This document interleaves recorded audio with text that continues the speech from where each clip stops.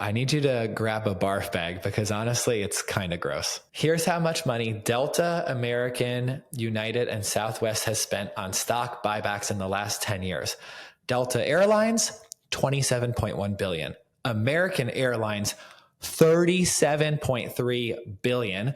United, $35.5 billion. And Southwest coming in last place with $21.6 billion. So those four airlines in the last 10 years have spent over $100 billion on stock buybacks. And all you get when you fly on most of them is a bag of peanuts and a cup of water.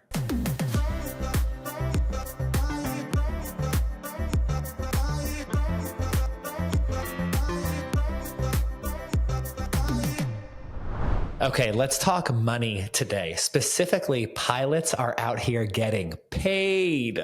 Okay. Yeah, it's actually insane, but let's get into it. So in mid-July, United Airlines reached a deal with their pilots to give them a 40% pay raise. Kenny, can I get a 40% raise? Can you fly a plane? Well, no.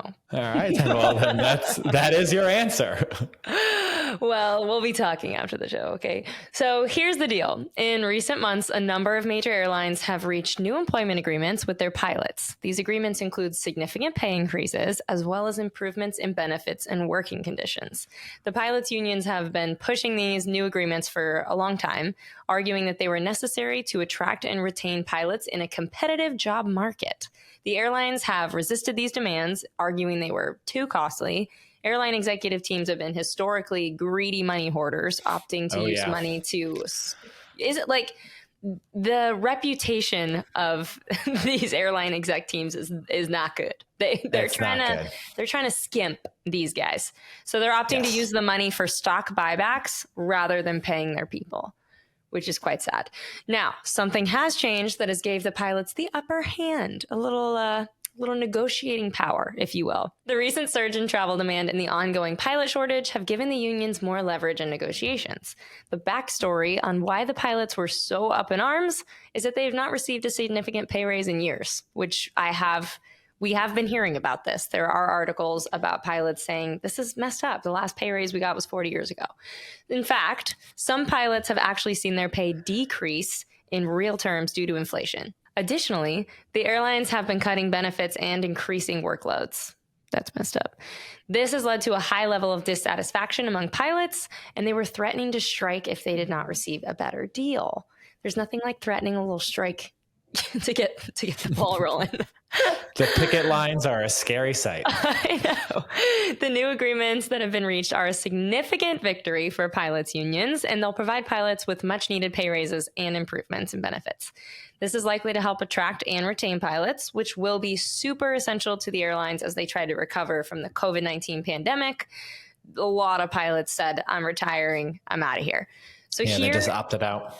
Yeah, no, I don't blame them. I don't blame them. Here's the rundown of new employment agreements that they've reached with major airlines. So, United Airlines, pilots will receive a 34 to 40% pay increase over 4 years. That's crazy. Will also receive improvements in retirement benefits, vacation time, and work rules. American Airlines, pilots will receive a 21% pay increase this year, followed by 5% and 4% increases in the following 2 years, which is a smart thing to do. Roll it out over time. They will also receive improvements in their vacation time and work rules.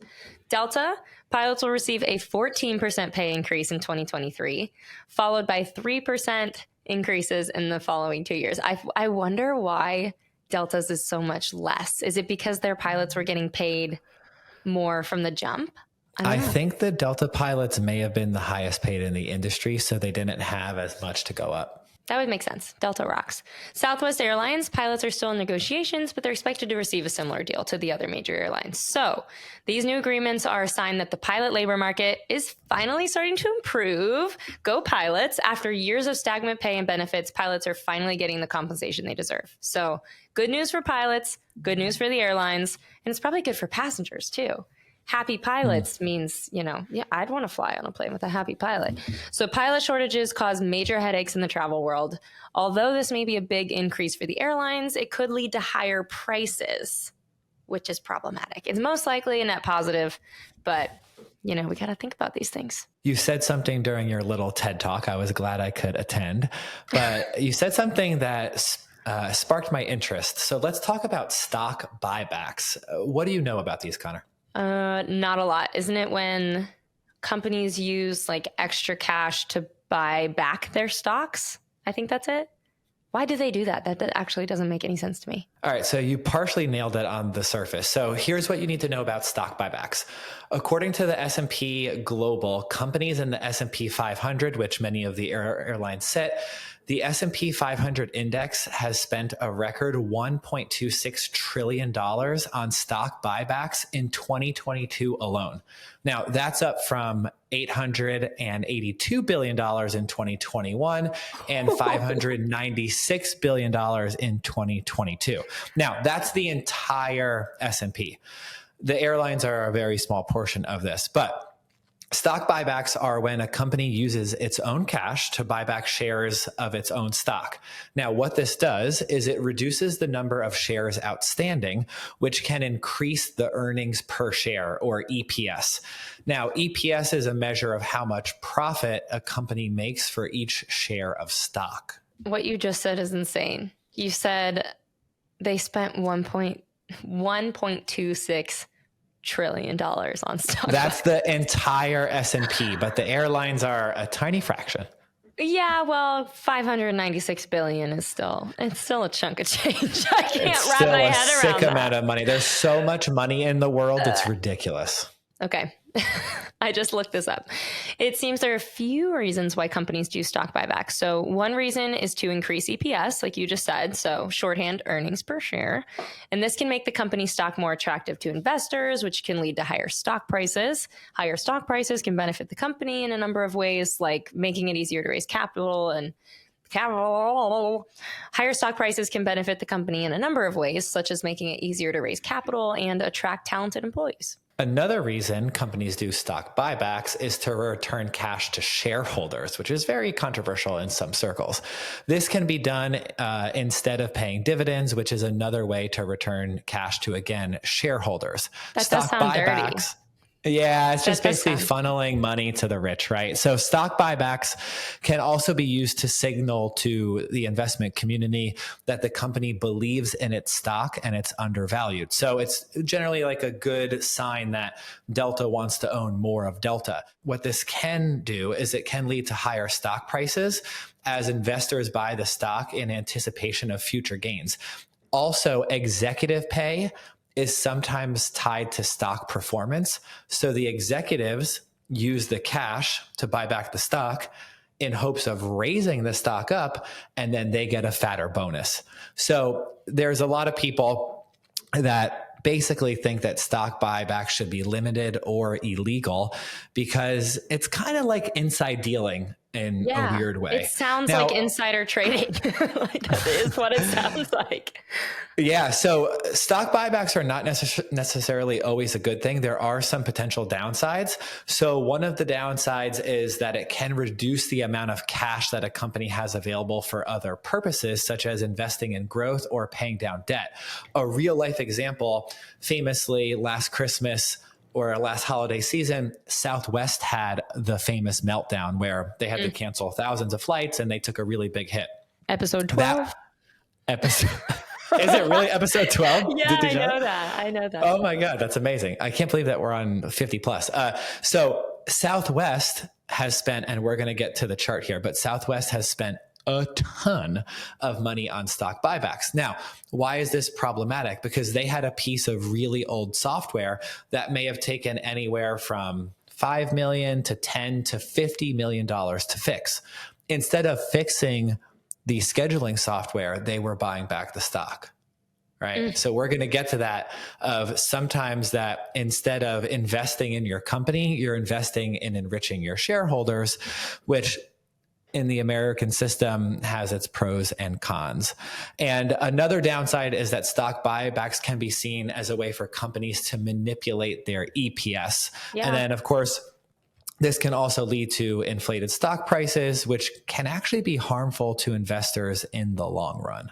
Okay, so let's get down to brass tacks. How much money do the airlines spend on this? All right. As us plebeians, I need to prepare you. I need you to grab a barf bag because honestly, it's kind of gross. Like really bad or like kind of bad? You also called me a plebeian. That's pretty bad. Sorry. Well, I included me on it, so it's not just you. But yeah, so there is no love loss in the airline industry, and most people don't care for the airlines, and they almost see them as a necessary evil. Not us, of course. We love the airlines, but many do. So you should sit down for this. Okay. Sitting. All right. Here's how much money Delta, American, United, and Southwest has spent on stock buybacks in the last 10 years. Delta Airlines, $27.1 billion. American Airlines, $37.3 billion. United, $35.5 billion. And Southwest coming in last place with $21.6 billion. So those four airlines in the last 10 years have spent over $100 billion on stock buybacks. And all you get when you fly on most of them is a bag of peanuts and a cup of water. You don't even get peanuts. And the water comes so late into your flight. Holy crap. Oh my God. Okay, wait. As you were talking, I looked this up. American Airlines had 129,700 employees in 2022. If you split the money Americans spent on stock buybacks over the last 10 years, so $37.3 billion, evenly amongst its employees, each employee would have received a raise of $29,000. Oh, God, that hurts. However, it is important to note that this is just a theoretical calculation, but in reality, American Airlines would not be able to give each employee a $29,000 raise without cutting costs in other areas. So yeah, those peanuts gotta go. If the employees get the raise, done. Water, no one gets water. Hell no, H2O on that airline. For example, the airlines would have to reduce its fleet size, lay off employees, raise fares. With that being said, this is insane. If you guys don't know what stock buybacks are, you do now, and you're hearing them in kind of a negative light. But holy crap, I can't wrap my head around that. It definitely paints the airlines in a negative light. Anytime that stuff goes wrong, and money was the answer to fix it, which sometimes it was. You can throw money at a lot of different problems, but if money was the answer to fix the problem, cough, cough, Southwest and their scheduling system, it's almost unjustifiable that you spend tens of billions of dollars buying back your own stock and you can't have simple software to run your business. Yeah. It's borderline irresponsible. And this episode pretty much ensures that we never receive an investment from an airline, which I'm cool with. Yeah, which I'm cool with. Oh my gosh, that's insane. Well, I hope you guys learned something. I did. That scares me, the way that things operate, but good to know, good knowledge. Also, good for the pilots. Congratulations on your 40% raise. Crazy raise. Insane. Connor, you're not getting that. Yeah, well, we'll talk. Actually, let's get out of here right now. I do need to discuss this. But anyways, you guys, I hope you like this episode. It's a good little education one for you. If you have anything else you want us to cover, just hit me up at hello@travelnerds.co. Follow us on TikTok, Instagram, all the stuff. It's at Travel Nerds Pod. And Kenny and I will see you next week. Later, nerds.